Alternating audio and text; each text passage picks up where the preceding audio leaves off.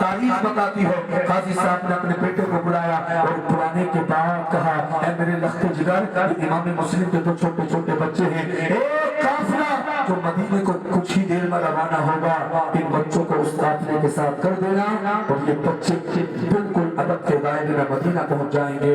مختصر یہ قاضی صاحب کا بیٹا ان دونوں بچوں کو لیتا ہے، اللہ اکبر مسلمانوں، اور اس قافلے کی تلاش میں لگ جاتا ہے جو قافلہ مدینے کو جا رہا تھا۔ جیسے ہی اس نے کوفے کی سرحد کو پار کیا، قافلہ تو نظر نہ آیا لیکن گھوڑے کی ٹاپوں سے جو گرد اڑ رہی تھی وہ گرد نظر آنے لگی۔ کہا دیکھو بچوں، وہ جو سامنے گرد نظر آ رہی ہے شاید وہی قافلہ ہے، ابھی قافلہ زیادہ دور نہ گیا کیونکہ گرد سامنے نظر آ رہی ہے، جلدی جلدی دوڑو اور جا کر قافلے کو پکڑ لو۔ اللہ اکبر مسلمانوں، بچوں نے چلنا شروع کر دیا۔ قاضی صاحب کا بیٹا بچوں کو رکھا کر گھر آ گیا۔ مختصر یہ کچھ دیر کے بعد وہ گرد دکھائی دینی بند ہو گئی، دونوں بچے پریشان ہو گئے۔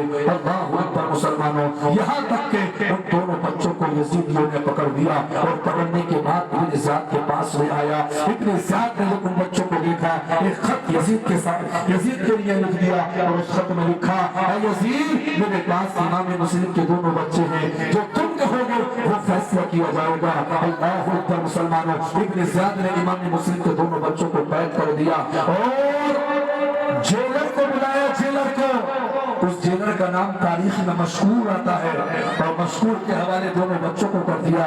کہا یہ بچے تمہارے حوالے ہیں، تم سے لیے جائیں گے۔ اللہ اللہ، مشہور بھی اہل بیت سے محبت کرتے تھے۔ جب انہوں نے اس منظر کو دیکھا کہا جان چلی، جان رہے چلی جائے، لیکن ان بچوں کو اس جیل سے ضرور نکالنا ہے۔ اللہ اللہ، تاریخ بتاتی ہے مشہور رات کے کسی وقت ان دونوں بچوں